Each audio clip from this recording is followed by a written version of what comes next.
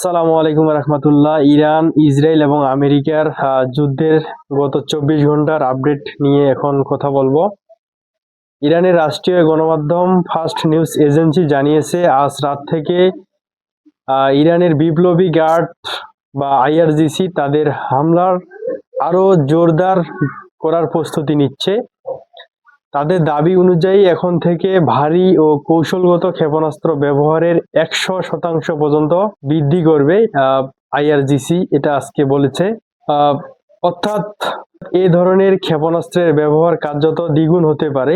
এই খবর এমন এক সময় সামনে এসেছে যখন বেশ কিছুদিন থেকে ইরান ইসরায়েলের ক্ষেপণাস্ত্র হামলার ধরনের কিছুটা পরিবর্তন দেখা যাচ্ছিল। আগের মতো একসাথে অনেক ক্ষেপণাস্ত্র ছোড়া হচ্ছিল না। বর্তমান প্রতিটি হামলায় ১ থেকে ২টি ব্যালিস্টিক ক্ষেপণাস্ত্র ছোড়া হচ্ছিল এবং দিনে এটি কয়েকবার এই ঘটনাটি ঘটতেছে। কিন্তু এখন যদি সত্যি হামলা মাত্রা দ্বিগুণ হয় তাহলে পরিস্থিতি আরো উত্তপ্ত হয়ে উঠতে পারে বলে আশঙ্কা করেছেন বিশ্লেষকরা। এরই মধ্যে মধ্যপ্রাচ্যের বিভিন্ন জায়গা থেকে আরো কিছু গুরুত্বপূর্ণ খবর আসছে। লেবানন সীমান্তে সশস্ত্র গোষ্ঠী হিজবুল্লাহ নিয়মিত ইসরায়েলি সেনাবাহিনীর উপর হামলা চালাচ্ছে। গত ২৪ ঘন্টায় উত্তর ইসরায়েল ও সীমান্ত এলাকায় প্রায় প্রতি ঘন্টায় একবার রেড অ্যালার্ট জারি হয়েছে ইসরায়েলের পক্ষ থেকে। এদিকে ইয়েমেন থেকেও নতুন হামলার খবর এসেছে।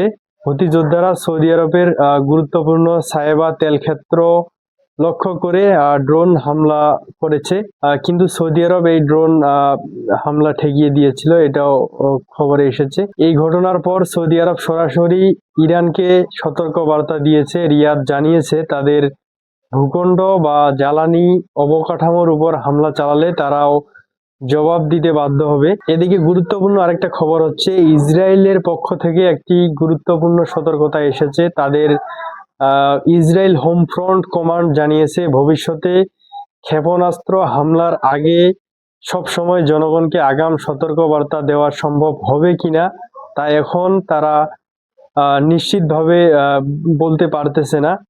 সব মিলিয়ে পরিস্থিতি এখন খুবই সংবেদনশীল হয়ে উঠেছে। বিশেষ করে তেল অবকাঠামো, সমুদ্রপথ ও সীমান্ত অঞ্চলগুলোকে কেন্দ্র করে সংঘাত আরো বড় আকার ধারণ করতে পারে, এটি আশঙ্কা করেছেন বিশ্লেষকরা।